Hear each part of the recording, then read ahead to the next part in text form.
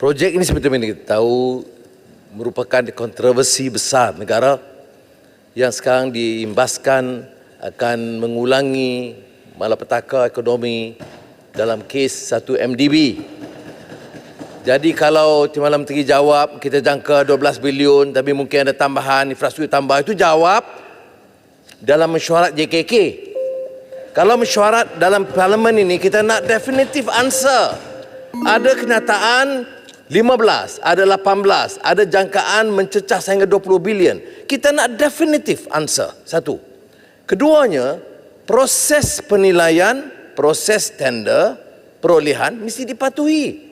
Ini bebanan besar bagi negara. Saya tak percaya dia 12 bilion. Kajian dibuat mesti mencecah kerana dia tidak mengambil kira keperluan infrastruktur tambahan yang ada. Ini cuma nak meletakkan satu kadar rendah supaya tidak mengejutkan. Janganlah kita ulangi masalah yang sama.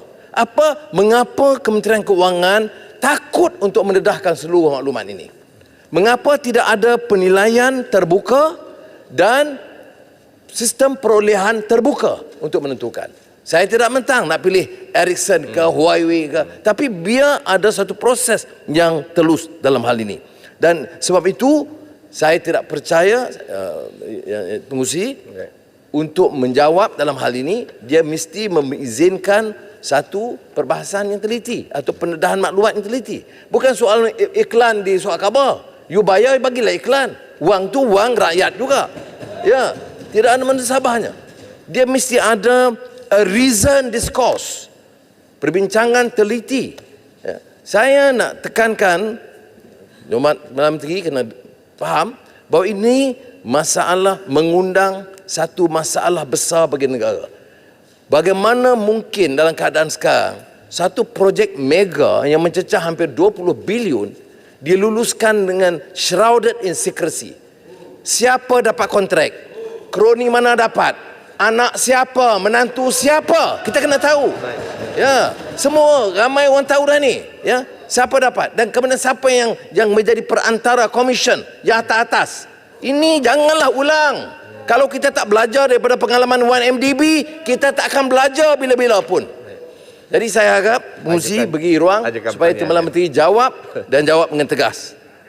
Jelas. Sila Timbalan. Sila Timbalan Menteri.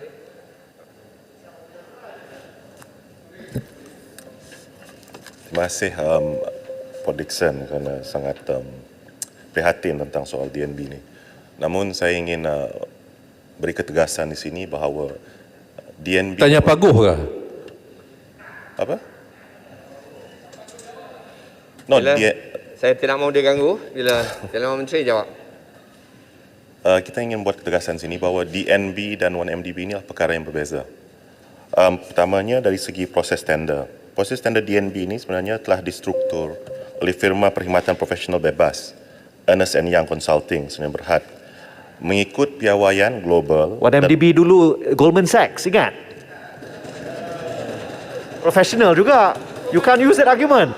Tapi Goldman Sachs itu dia raise bond kan, dia bukan open tender. This is on open tender. There's a big difference kan. So dia ada panel yang 4 panel yang terdiri daripada kira-kira 50 pakar tempatan dan antarabangsa daripada lebih 10 negara yang memiliki pengalaman melaksanakan rangkaian 5G pada masa kini. Dan proses tender bermula dengan penilaian awal terhadap 14 syarikat pembekal perkakasan rangkaian Network Equipment Provider atau NEP, di mana seterusnya 8 syarikat di senarai pendek dan dijemput untuk membida dalam tender ini. Dan kriteria-kriteria yang diambil kira ketika menyerai pendek syarikat ini adalah pertamanya, pencapaian yang terbukti dalam menjayakan pelaksanaan 5G dan perkhidmatan teknologi keseluruhan, end-to-end technology solutions, dan ketersediaan keselamatan yang dipertingkatkan untuk melindungi pengguna dan platform. Dan ianya perlu ada kehadiran dalam ekosistem Malaysia semasa serta pemahaman yang kukuh tentang persekitaran perniagaan termasuk rangkaian vendor yang sedia ada. Dan tenaga kerja tempatan untuk pelaksanaan segera dan pelan yang efektif untuk meminda pengetahuan kepada syarikat-syarikat tempatan.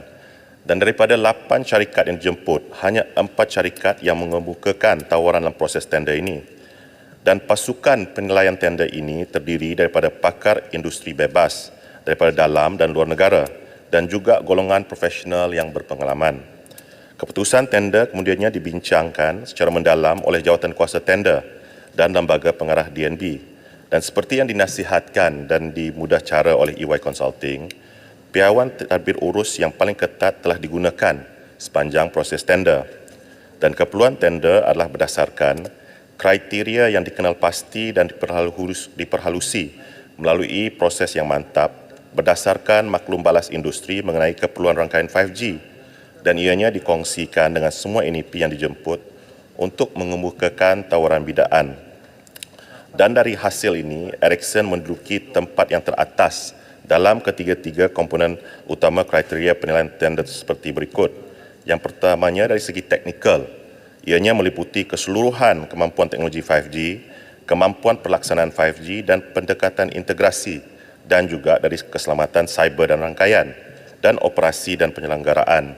Dan keduanya dari segi komersial, ianya meliputi cadangan, pembiayaan dan jumlah kos keseluruhan pemilikan. Dan yang ketiganya ialah dari sosioekonomi. Ianya kena meliputi pembangunan tempatan dan kesan sosioekonomi. Dengar pengusi yang Sekejap. jawapan tu, Sekejap, proses kita tahu prosesnya. Proses you boleh ikut. Ya, 1MDB kalau you teliti laporan, dia ikut proses. Termasuk dengan Goldman Sachs. Dalam hal yang kita tanya, dedahkan proses itu satu.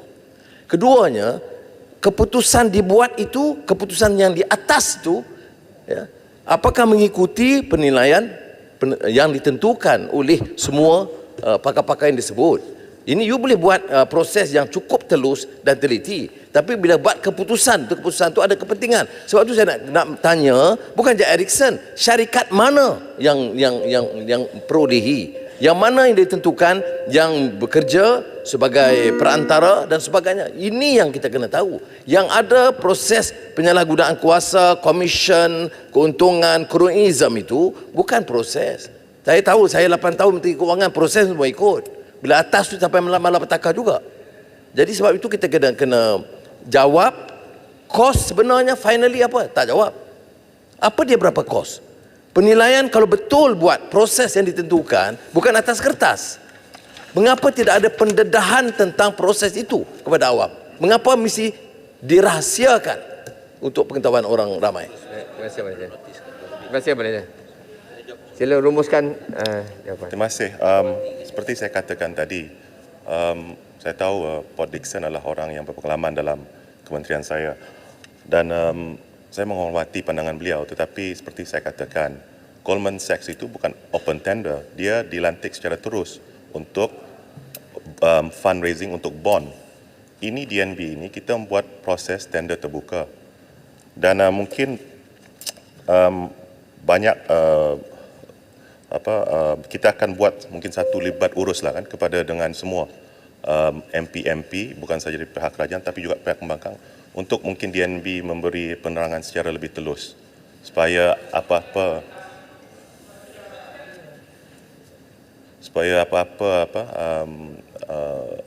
soalan ataupun syak wasangka boleh diadres oleh pihak DNB itu sendiri. Baik, terima kasih Jemaah Menteri.